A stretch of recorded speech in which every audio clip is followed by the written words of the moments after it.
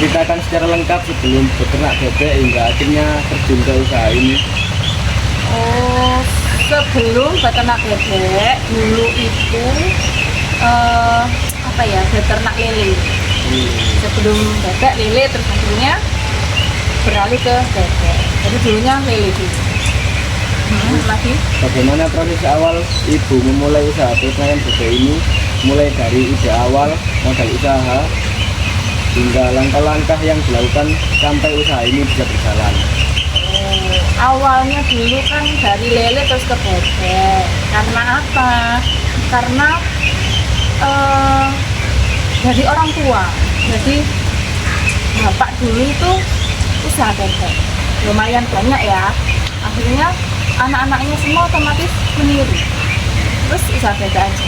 Terus kandang-kandang dulu awal-awalnya itu sewa.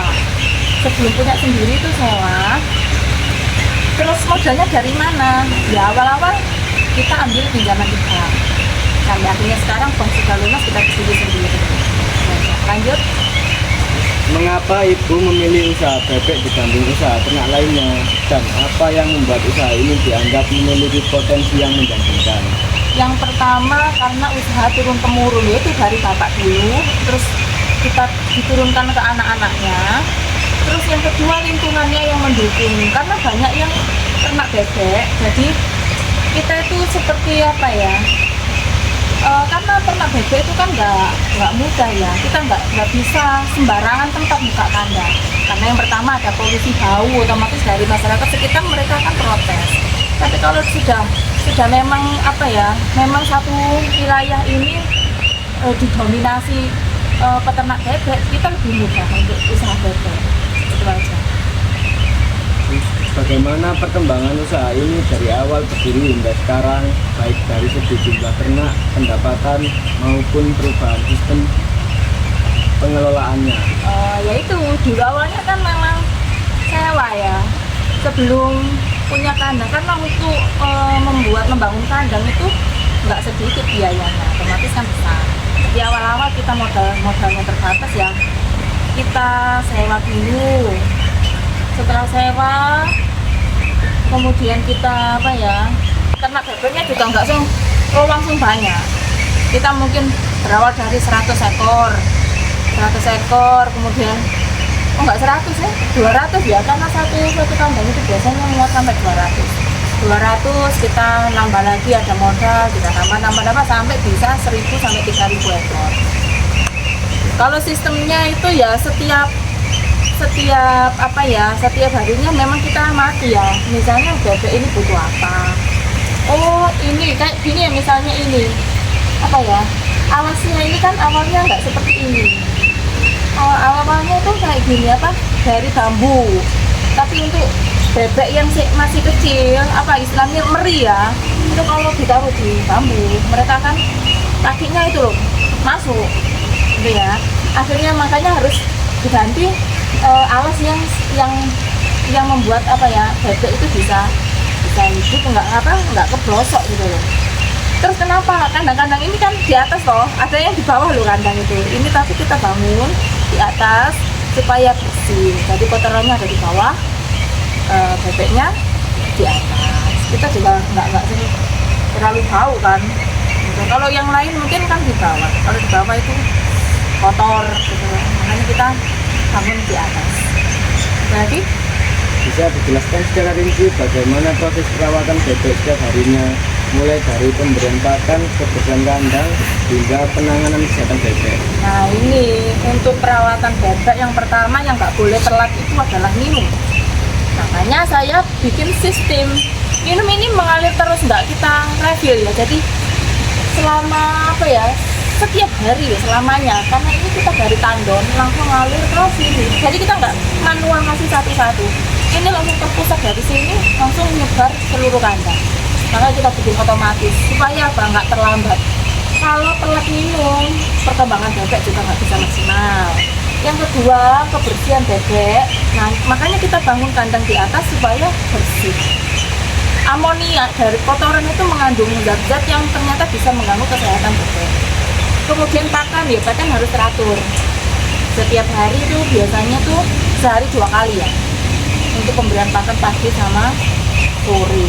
Itu kita bikin tong-tong seperti ini itu supaya apa ya, supaya gak cepat habis. Jadi kita bisa nyetok banyak, setelah dimakan sama bebek itu pakannya akan turun. Jadi kalau misalnya kita nggak pakai tong, kita akan susah. Kita kasih nanti 2 jam lagi habis, 2 jam lagi habis.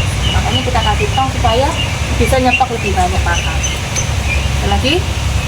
Bagaimana sistem produksi yang diterapkan di peternakan ini, baik dalam menghasilkan daging serta bagaimana menjaga kualitas hasil ternak agar tetap baik. Yang pertama, kalau ingin hasilnya baik, bibitnya harus baik.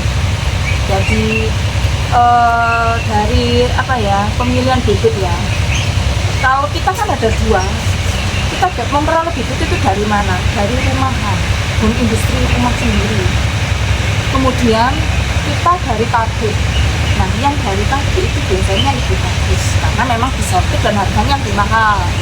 Kalau rumahan itu ya ala kadarnya ya ada yang bagus, ada yang campuran gitu ya, ada yang kurang bagus kualitasnya, tapi secara harga lebih murah. Jadi kita pakai 2, ada yang pakai rumahan, ada yang pakai pabrik. Apalagi tadi pertanyaannya untuk menghasilkan yang banyak, yang bagus ya, ya itu tadi makanan harus tercukupi, kemudian minumnya nggak boleh telat, kebersihannya, dan divaksin. Jadi kita awal ketika bibit itu datang kita vaksin untuk daya tahan tubuh bibit sendiri. Selanjutnya Diawet kamu belum yut. nanti kan dipotong ya dia ya. Potong. Bagaimana cara ibu memasarkan hasil ternak bebek ini? Apakah melalui pasar tradisional, pengepul, atau sudah menggunakan sistem pemasaran modern seperti media sosial? Kalau pemasaran medsos saya nggak pakai ya, karena nggak sempat. Kalau pemasaran itu biasanya ke pasar tradisional, cuman bukan saya yang ke pasarnya, pihak pasarnya yang ngambil ke sini. Istilahnya itu tengkulak. Jadi tengkulak itu yang nyari ke kita, datang ke kita. Biasanya setiap periode seminggu sekali itu mereka datang. Ada yang bisa dipanen ke, oh ada ini ngambil, mereka ngambil. Terus mereka pasarkan sendiri ke pasar tradisional. Itu aja. Kalau pas pemasaran kita nggak repot, ada yang ngambil sendiri. Karena sudah ada pelanggan gitu. Mereka sudah tahu sendiri. Itu aja. Yang lain? Apa saja tantangan atau kendala terbesar yang pernah dihadapi selama menjalankan usaha ini, dan bagaimana cara ibu mengatasinya hingga bisa bertahan sampai sekarang? Kendalanya itu ada 2 ya. Yang pertama modal mungkin ya, kita terbatas modal. Meskipun ada modal, tapi kalau misalnya ada modal banyak ya kita bisa kita bisa ternak lebih banyak, tapi karena keterbatasan modal itu yang pertama. Kemudian yang kedua virus. Jadi ternak kita itu banyak gagal itu karena virus, penyakit. Makanya kita solusinya adalah divaksin. Tapi terkadang vaksin itu tidak bisa meng-cover semuanya. Masih aja ada yang mati gitu. Kematian massal itu yang membuat kita itu gulung tikar. Jadi pernah tahun kemarin itu ada istilahnya itu aratan. Jadi kematian massal itu kematian mendadak yang tiba-tiba terus massal bersamaan gitu. Nah itu jadi kendala peternak bukan hanya saya, mungkin peternak yang lain juga gitu. Dan juga virus, karena virus penyakit itu loh, kita kan juga nggak tahu ini virusnya kenapa, usaha sudah kita lakukan dengan vaksin, bahkan kita semprot dengan disinfektan, itu aja. Terus lagi, bagaimana peran masyarakat atau lingkungan desa Sadar Tengah dalam mendukung perkembangan usaha ini? Apakah ada kerjasama atau komunikasi peternak? Ada dulu tuh perkumpulan antar peternak ya di desa Sadar ini, tapi sekarang sudah nggak aktif lagi. Dulu ada satu kelompok itu ada 10 peternak. Di situ ada penyuluhan dari pemerintah, kemudian dapat modal. Tapi akhirnya beberapa tahun kemudian sudah nggak jalan lagi. Apakah inovasi atau strategi khusus yang ibu lakukan agar usaha ini tetap berkembang dan mampu bersaing di tengah perubahan zaman? Oh, aduh, kalau strategi enggak lah mas. Kalau strategi enggak, cuman kalau kita ternak ini kan kebutuhan pokok ya, termasuk kebutuhan pokok. Jadi apa ya, memang terkadang kan kita itu apa ya, kadang itu merasa apa ya, ketika harga bebek turun, nah itu kita merasa was-was dan kayaknya rugi deh gitu loh, rugi ya kalau harga di bawah pasar. Tapi kalau harganya naik ya kita lumayan, penghasilannya lumayan, omsetnya lumayan, itu aja. Dan kendalanya itu masalahnya itu biasanya pabrik. Kalau dulu pabrik itu tidak mengeluarkan bebek potong, ini kan pedaging ya. Sekarang pabrik itu tidak hanya mengeluarkan bibit, tapi juga mengeluarkan bebek potongnya. Akhirnya para tengkulak itu mengambil ke pabrik yang harganya lebih murah. Nah di situ kita tuh merasa apa ya, kita nggak bisa bersaing dengan pabrik, otomatis kita kan modalnya terbatas. Itu kan jadi kendala selama ini masa ini. Apa harapan dan rencana Ibu ke depan untuk mengembangkan usaha peternakan bebek ini agar bisa lebih maju dan berkelanjutan? Memperbaiki kandang, sistem kandang, misalnya dengan kipas angin ini supaya apa, sirkulasi udaranya terjaga. Ini masih terpasang juga. Kemudian ini masalah kita renovasi kandang lah, kandang yang proper, yang apa ya, yang membuat nyaman, itu pasti kan menghasilkan bebek yang bagus juga nanti. Saya itu karena banyak ternak saya itu yang apa ya, kecepet itu gosot kakinya, akhirnya mereka mati, nggak mau makan kakinya karena nggak bisa jalan, nggak mau makan, mati. Makanya ini harus dikasih inovasi baru, kayak misalnya harus beli kayak gini, alas yang lebih lubangnya yang kecil.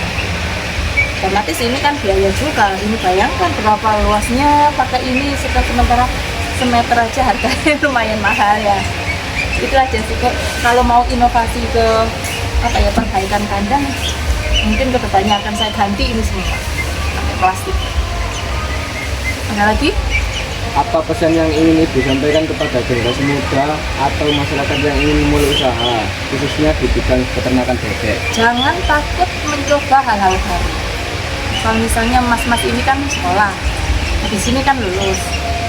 Biasanya kan harapannya saya mau kerja di perusahaan, saya mau kerja ikut orang ini. Nah itu jangan takut memulai usaha baru. Misalnya, saya mau usaha sendiri, saya punya modal, saya mau usaha sendiri, usaha kecil-kecilan, nggak usah besar. Misalnya mau berternak, saya mau berternak, nggak usah besar, ternak aja 10 ekor. Kok 10 ekor berhasil, tambah lagi 10, 20 gitu. Jadi jangan pernah takut memulai hal-hal baru yang tidak dilakukan orang itu. Justru di situ orang istilahnya anti mainstream ya, sering tidak biasa. Nah,